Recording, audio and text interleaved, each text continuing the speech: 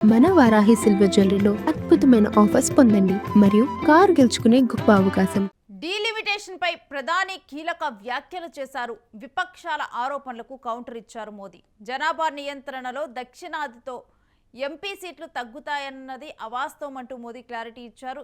Delimitation ప్రక్రియతో కూడా దక్షిణాది రాష్ట్రాలకు ఎంపీ సీట్లు తగ్గుతాయంటూ కూడా ఇక్కడ ఉన్నటువంటి జనాభా లెక్కల ప్రకారంగా వీటి ప్రకారంగా మనం చూస్తే గనక ఇక్కడ నుంచి ప్రాతినిధ్యం వహించేటువంటి ఎంపీ సీట్లు తగ్గుతాయంటూ కూడా దీని మీద ప్రచారం జరుగుతుంది. అయితే ఈ విషయం మీద మోదీ క్లారిటీ ఇచ్చారు. కేరళం, తమిళనాడు, కర్ణాటక, ఏపీ, తెలంగాణకు ఎలాంటి ఇబ్బందులు రావు అంటూ మోదీ చెప్పారు. నష్టం కలగకుండానే చట్టం చేయబోతున్నామంటూ మోదీ తెలిపారు. మహిళలకు రిజర్వేషన్ల సవరణ బిల్లు ఏదైతే ఉందో ఆ బిల్లుకు అన్ని పార్టీలు మద్దతు తెలపాలంటూ కూడా ఈ సందర్భంగా మోదీ చెప్పారు. కేరళం ఎన్నికల ప్రచారంలో పాల్గొన్నటువంటి ప్రధాని మోదీ డీలిమిటేషన్ అంశం మీద జరుగుతున్నటువంటి ప్రచారం మీద స్పందించి దీని మీద ఒక క్లారిటీ ఇచ్చారు. ఇక మహిళా రిజర్వేషన్ల బిల్లు ఈ అంశంలో కూడా అన్ని పార్టీలు మద్దతు ఇవ్వాలి అంటూ కూడా చెప్పడం జరిగింది. ఇక ఈ బిల్లు కూడా ఒక చారిత్రాత్మక బిల్లు కాబోతోంది. దీని మీద కూడా అందరూ ఇటు అంటే అందరూ కూడా ఆమోదం తెలపాలి అంటూ కూడా మోదీ కోరటం జరిగింది. ये हमारी ही सरकार है जिसने लोकसभा और विधानसभा में महिलाओं को 33% रिजर्वेशन दिया है और आप सभी की जानकारी में है कि बजट सत्र का हमने पूर्णाहुति करने के बजाय उसका विस्तार किया है। 3 दिन के लिए 16, 17, 18 अप्रैल को संसद फिर से मिलने वाली है। आपको पता है क्यों मिलने वाली है? जो कानून हमने पारित किया है 33% महिलाओं के लिए 2029 में लोकसभा के चुनाव से इसका लाभ मिलना शुरू हो जाए। 33% बहनें पार्लियामेंट में आकर के बैठे, इसके लिए कानून बनाने की जरूरत है।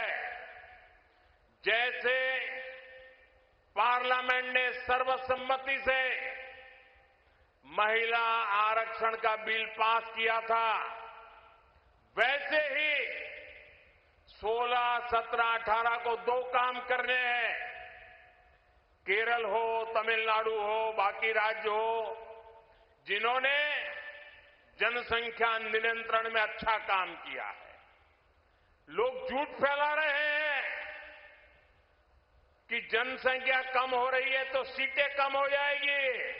हम इस बार पार्लियामेंट में पक्का करना चाहते हैं, पार्लियामेंट में कानून पे थप्पा लगाना चाहते हैं कि केरल हो, तमिलनाडु हो, कर्नाटक हो, आंध्र हो, गोवा हो, तेलंगाना हो, कहीं पर भी लोकसभा की सीटें कम न हो, इसका थप्पा लगाने के लिए।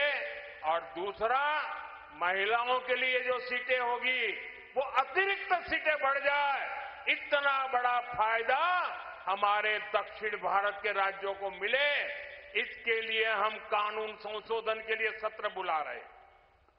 हमने कांग्रेस के लोगों को मीटिंग के लिए बुलाया। हम आशा करते हैं कि वो हमारी बात मान करके आएंगे।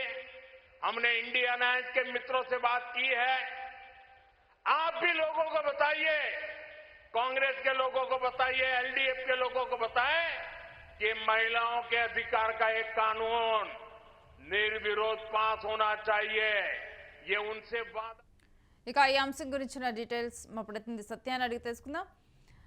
సత్య, కేరళలో పర్యటించినటువంటి ప్రధాని మోదీ కొన్ని కీలకమైన వ్యాఖ్యలు చేయడం జరిగింది. కంప్లీట్ డీటెయిల్స్ ఏంటి?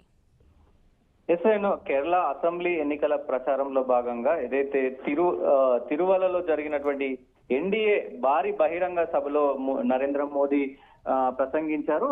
అయితే ఈ ప్రసంగంలో పలు కీలక అంశాలపైన ఆయన వివరణ ఇచ్చిన పరిస్థితి కనబడుతోంది. ఏదైతే నియోజకవర్గాల పునర్విభజన, అది డీలిమిటేషన్ కి సంబంధించినటువంటి ఈ డీలిమిటేషన్ లో దక్షిణాది రాష్ట్రాలైనటువంటి అన్ని రాష్ట్రాలకు కూడా అన్యాయం జరుగుతుంది అని ఆరోపిస్తున్నటువంటి కాంగ్రెస్ కావచ్చు, విపక్షాలు కావచ్చు, ప్రతిపక్షం కావచ్చు, అన్ని రాష్ట్రాలకు సంబంధించి దక్షిణాది అన్ని రాష్ట్రాలు కూడా ఇటు బీజేపీని విమర్శిస్తా ఉన్నాయి. దీంట్లో వాస్తవం లేదు అంటూ కూడా ఆయన వివరణ ఇచ్చే ప్రయత్నం చేశారు. దీనికి సంబంధించి ఎక్కడ కూడా మరి ఈ సీట్ల తగ్గింపు అనేది అవాస్తవము. జనాభా నియంత్రణకు సంబంధించి జనాభా నియంత్రణ సమర్థవంతంగా అమలు చేసినటువంటి కేరళ, అలాగే తమిళనాడు, కర్ణాటక, ఆంధ్రప్రదేశ్, తెలంగాణ ఈ దక్షిణాది రాష్ట్రాలైనటువంటి ఈ 4-5 రాష్ట్రాలు మొత్తం కూడా మరి ఎక్కడ అన్యాయం జరగదని చెప్పారు. దాంతో పాటు ఏదైతే గతంలో కేంద్ర గవర్నమెంట్ ఇచ్చినటువంటి జనాభా నియంత్రణకు సంబంధించినటువంటి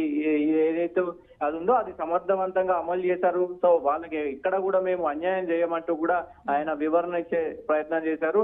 లోక్సభ సీట్లు ఎక్కడ కూడా తగ్గవు, ఇది కేవలం రాజకీయ పార్టీలు చేస్తున్నటువంటి విమర్శ మాత్రమే అంటూ కూడా ఆయన స్పష్టం చేసిన పరిస్థితి అయితే కనబడతా ఉంది. అయితే ఈ డీలిమిటేషన్ కు సంబంధించి దేశవ్యాప్తంగా లోక్సభ సీట్లు సంఖ్య పెంచబోతున్నాము అనేది ఆయన ఖచ్చితంగా చెప్పారు. దీనివల్ల ఏ రాష్ట్రానికి కూడా నష్టం జరగదు, హాని జరగదు అంటూ కూడా ఆయన తెలిపారు. పార్లమెంటు మొత్తం సీట్లు కూడా 816కు పెరిగే అవకాశం ఉంది అని ఆయన చెప్పిన పరిస్థితి అయితే కనబడుతోంది. దాంతో పాటు మహిళల బిల్లు ఏదైతే మహిళలకు సంబంధించినటువంటి రిజర్వేషన్ 33% మహిళలకు కల్పించాలి, రాజకీయంగా గాని ఉద్యోగ పరంగా గాని అన్ని అంశాల్లో మరి మొత్తం కూడా ఈ పథకం ఏదైతే ఈ బిల్లు ఉందో మహిళల బిల్లు ఉందో దీన్ని మొత్తం కూడా పార్లమెంట్ లో పెట్టి పార్లమెంట్ లో బిల్లు పాస్ చేస్తామంటూ కూడా ఆయన చెప్పిన పరిస్థితి అయితే ఉంది.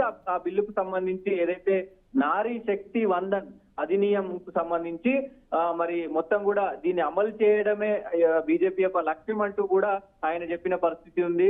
సో దానికి సంబంధించి ఈ మహిళా బిల్లు రిజర్వేషన్ బిల్లుకు సంబంధించి సవరణ ఏదైతే ఉందో అది ఆమోదించడానికి ఈ ఏప్రిల్ 16 నుండి 18 వరకు కూడా 3 రోజుల పాటు ప్రత్యేకమైనటువంటి పార్లమెంట్ సమావేశాలు నిర్వహిస్తాము.